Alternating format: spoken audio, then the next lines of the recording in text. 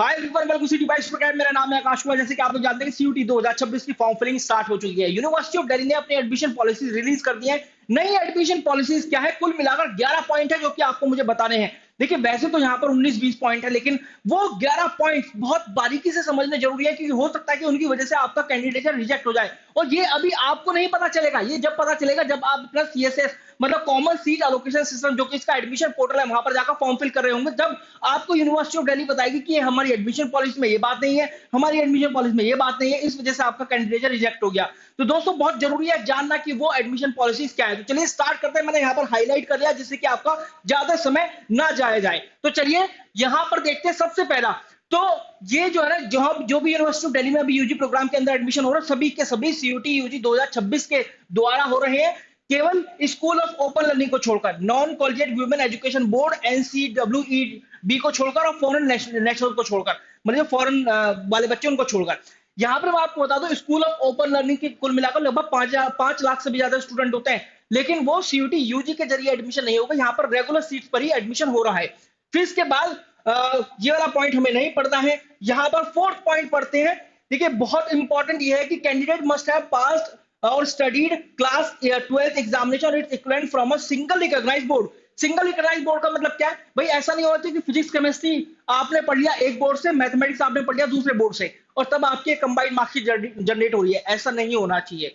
Single recognised board CBSE board होना चाहिए या फिर कोई स्टेट बोर्ड होना चाहिए, यूपी बोर्ड सारे के सारे सब्जेक्ट के लिए, सारे सारे सब्जेक्ट के लिए बिहार बोर्ड, इस तरीके से होना चाहिए।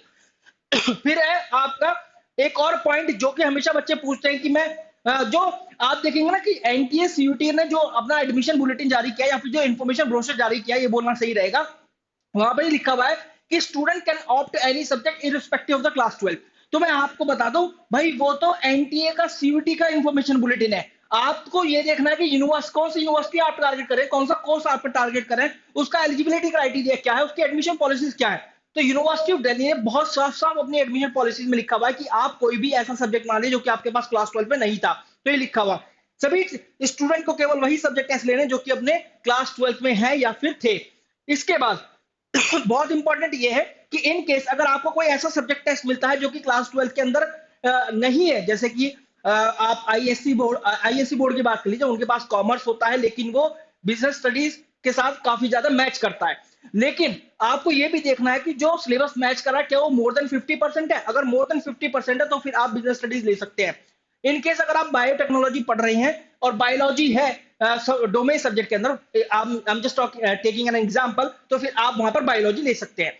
अगर ऐसा है कि जो भी लिस्ट ऑफ सब्जेक्ट दी गई है उसके अंदर आपका क्लास 12 का सब्जेक्ट नहीं है, तो इसके बाद पर ये मेक श्योर करें कि मोर देन 50% सिलेबस मैच करता हुआ हो। यहाँ पे देखो, इन्होंने ये बात जरूर मेंशन करी है कि केवल सीयूटी यूजी एग्जाम के जरिए एडमिशन होगा। नहीं तो पता क्या होता था कि कई बार ऐसा होता था कि सीयूटी यूजी एग्जाम के एडमिशन के होने के बावजूद भी कुछ सीट जो है, जैसे 5,000 या फिर 4,000 सीटें वैकेंट रह जाती थी, तो उन पर बोल दिया जाता था कि क्लास 12 के बेस पर हम ले लेंगे। लेकिन वो सीटें भी कुछ ऐसे कॉलेजेस में होती थी, कुछ ऐसे कोर्सेज में होती थी जिसमें बच्चे एडमिशन नहीं लेना चाहते थे, मतलब इवनिंग कॉलेजेस के कोई भी एडमिशन नहीं लेना चाहता था उनके अंदर।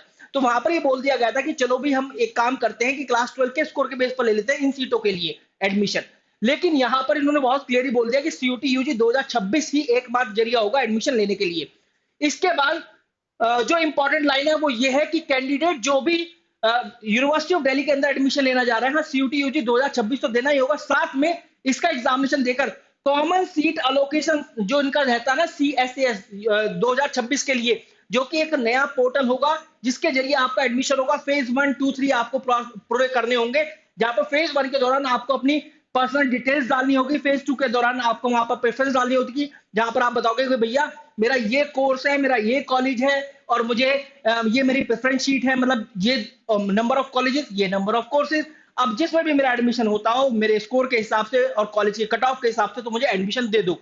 ठीक है, ये होते हैं प्रेफरेंस शीट। फिर आपका फेज 3 के अंदर सीट एलोकेशन शुरू हो जाता है, सब कुछ ऑनलाइन ही होता है, डॉक्यूमेंट वेरिफिकेशन भी होता है उसके अंदर ऑनलाइन। तो ये सब होगा सीएसएस में।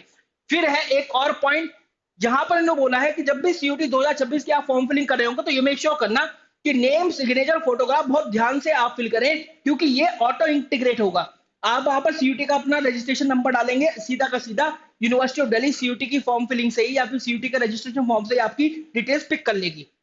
इसके बाद जितने भी सर्टिफिकेट्स हैं, डॉक्यूमेंट है, उनमें जो है नाम जो है name of the candidate at the time of the registration and admission. All certificate and document must be in the name of the candidate. सब कुछ आपके नाम पर ही होना चाहिए। हाँ, लेकिन जो जैसे कि ओबीसी एनसीएल हो गया या फिर ईडब्ल्यू सर्टिफिकेट हो गया, तो वहां पर आप अपनी फैमिली की इनकम बताते हैं, हेड ऑफ द फैमिली बताते हैं।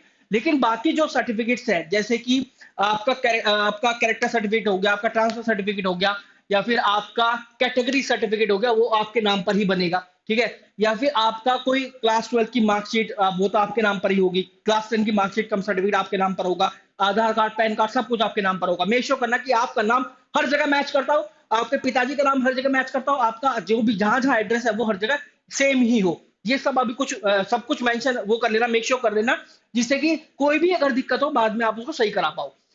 फिर इसके बाद इन्होंने बताया कि कोई भी मिनिमम एज का बार नहीं है, मतलब कोई भी एज बार नहीं है यूनिवर्सिटी ऑफ दिल्ली में एडमिशन लेने के लिए। लेकिन देखो यहां पर बात बोलती है, लेकिन टाई ब्रेकिंग रूल में एज का एक फैक्टर आ जाता है, जहां पर बोलते हैं best of 3, best of 4, best of 5।